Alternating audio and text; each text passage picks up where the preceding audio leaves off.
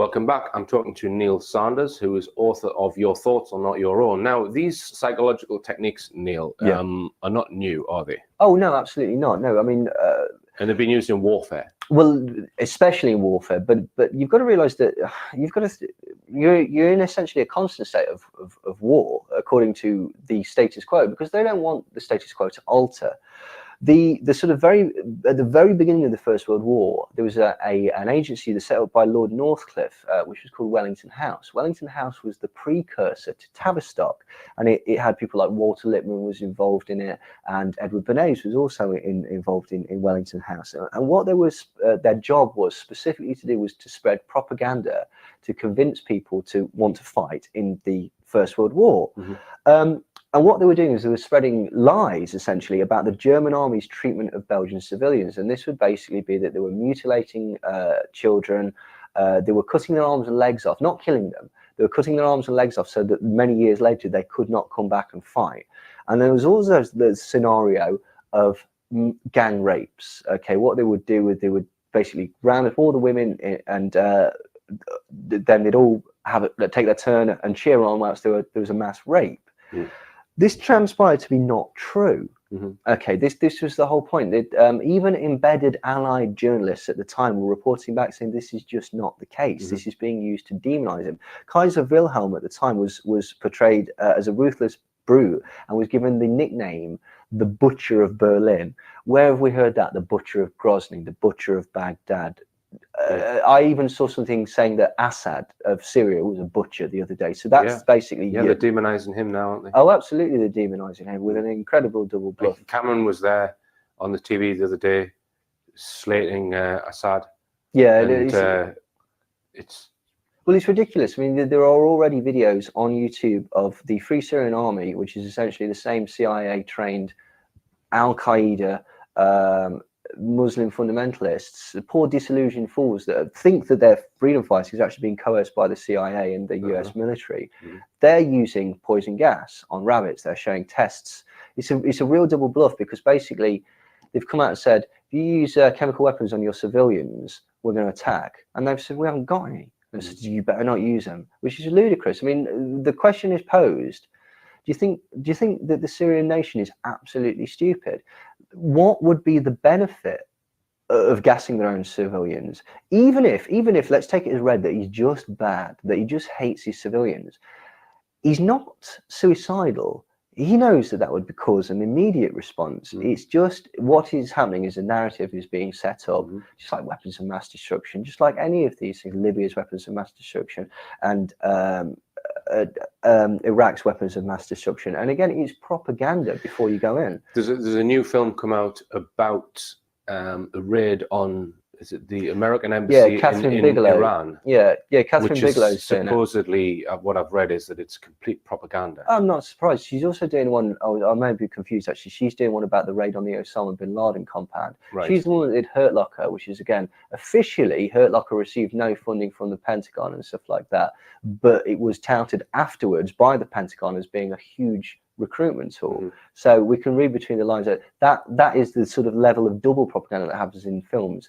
There's a famous film, a John Wayne film called The Green Berets, that was completely scripted by the military, but they removed all thanks to the military in the credits so that it wasn't so obvious that this was done. And just to go back to the propaganda thing, the most recent one was the concept of babies being dashed to death, dragged out of incubators before we went to get the Butcher of Baghdad, Saddam Hussein, in the first.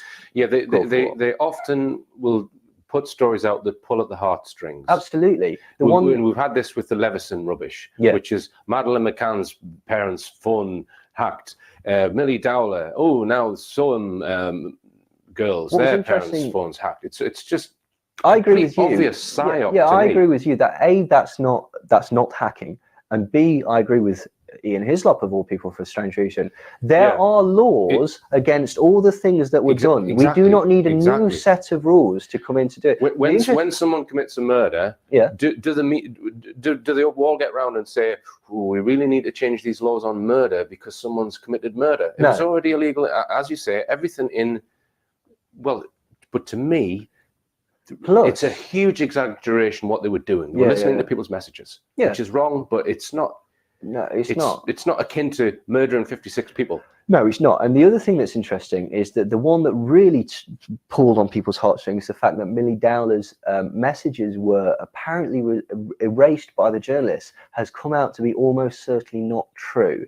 What has actually happened is that the messages have stayed on the phone for so long that the phone company has deleted them to free up the thing. Again, not sure if that is actually true or whether that's the press sort of covering their own backs, but it's interesting that the thing that sparked off such great interest in it is, like you say, reprehensible as it is, it's either a crime or it's not. To me, the whole Leveson thing is a problem, reaction, solution, psyop, right? Absolutely. Now, the question is, what's it really been set up for? So initially it was put out a year and a half ago on the date of 7/7, and they knew they were going to do it because, as I've revealed, the domain name was bought before these stories came out. So to me, it was masking certain things about 7/7 initially, but they've also destroyed a whole load of documents at the News of the World. That was possibly another motive. But to me, I think there's been a long-term motive, perhaps, which is to change the rules by which the media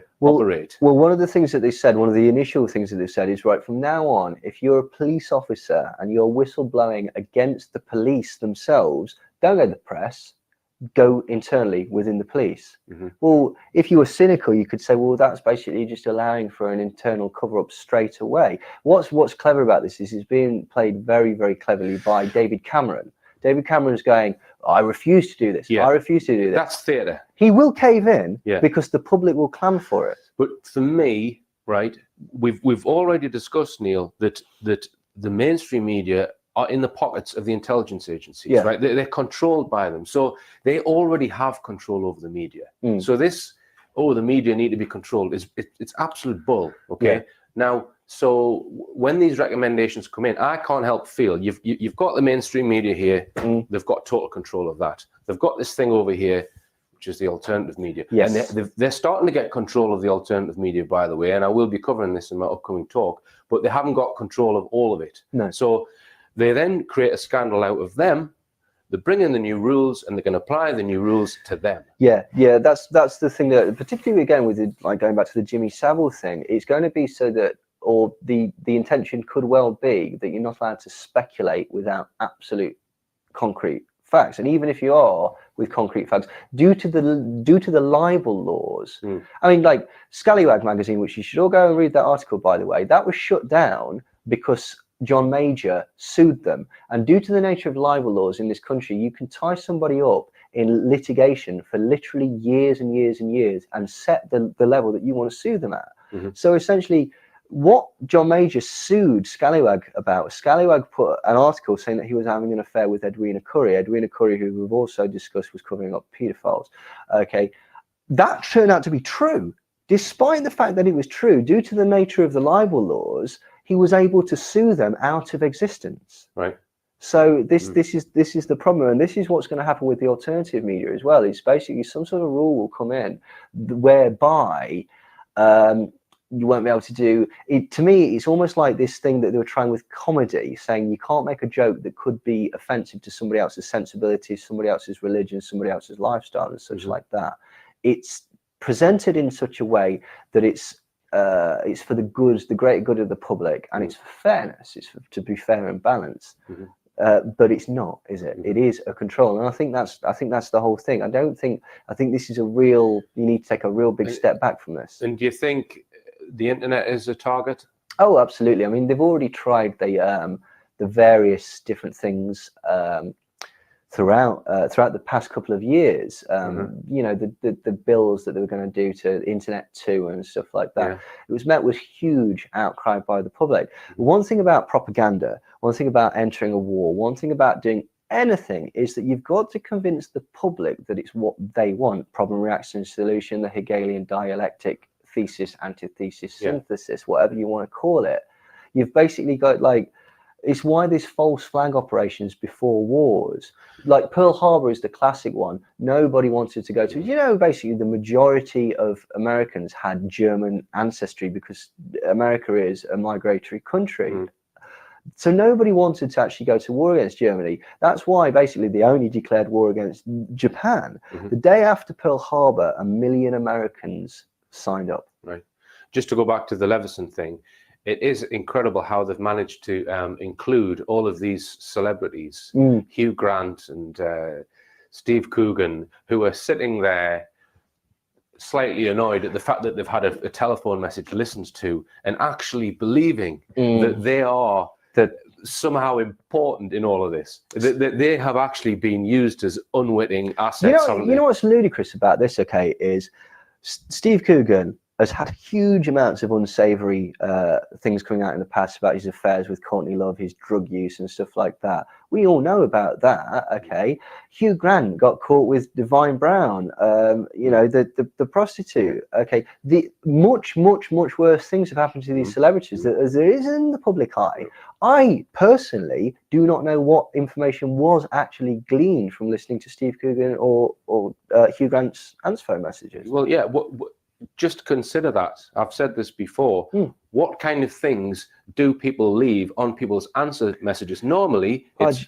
Sorry, I missed you. I'll call you back. Exactly. Hi, Neil. Richard here. Can we do an interview? Call me back. Yeah. That's the kind of thing. You don't generally give a whole lot of sensitive information in a message. You know what's even more about this? I would suggest that people go back and watch this program called Newswipe by Charlie Brooker. It's all available on YouTube. He talks about blagging and phone hacking, as it was called. That's where they've got the term hacking from the media. He talks about this 2 years before this actually came out. So this was well known. It was publicized on BBC4. Nobody seems to care. People don't realize that the amount of intricate sort of intertwining between government and media. In England, there was a famous case a few years ago. But Neil, you say government, right? The problem is... all of the MPs have got whipped up in this fake scandal, this fake phone hacking scandal, and they're in Parliament getting angry about it. So they're manipulating all of those politicians as well. They're duping them into thinking that there's a scandal going on here. And with a lot of those politicians, I wonder if they've been told, do you want your name to come up in relation to this childcare home in Wales? Well, then you clamour, and I didn't get a harumph out of that guy. You watch your ass. Right. The one that was on in England was basically... it was a few years ago when the Labour government was still in, and the Sun ran a campaign to get migrants out of Britain, stop this tide of migrants and stuff, which is the usual right-wing claptrap that's, again, phony bone of contention. What happened after about a week of this campaign was David Blunkett, the then Home Secretary, deigned to do an interview with the Sun and basically said, look, I don't think you're right. I don't think you're right. But the Sun's campaign and the response from the public has proved to me that we, the Labour government, will change our policy. Journalist Peter Oborne, I forget which publication he was working for at the time, but he came across a thing called the Downing Street Grid. The Downing Street Grid is their political and media calendar for the next month. He found the previous, 2 months back, previous grid, before the scandal had actually broken, detailing the exact words that Blunkett was going to use in his interview to respond to the clamouring from the Sun. So the Sun gets to look like it's people's champion. The people get to think that they are doing something, and the government looks magnanimous in the way that it kowtows to public pressure. Right. Okay. The only problem I've got, Neil, is to determine which page I'm actually going to use. But that's all I've got time for today, Neil. It's great talking to you as ever. And just remind us where people can get your book. From Rich Planet and also from neilsandersmindcontrol.com. And also there's a load of videos on there as well. So if you've not seen previous ones, please check it out. Oh, and I've also got a Facebook thing, which is slightly paradoxical because I hate Facebook. But please like it so I feel like I'm popular. All right. Thanks, Neil. It just remains for me.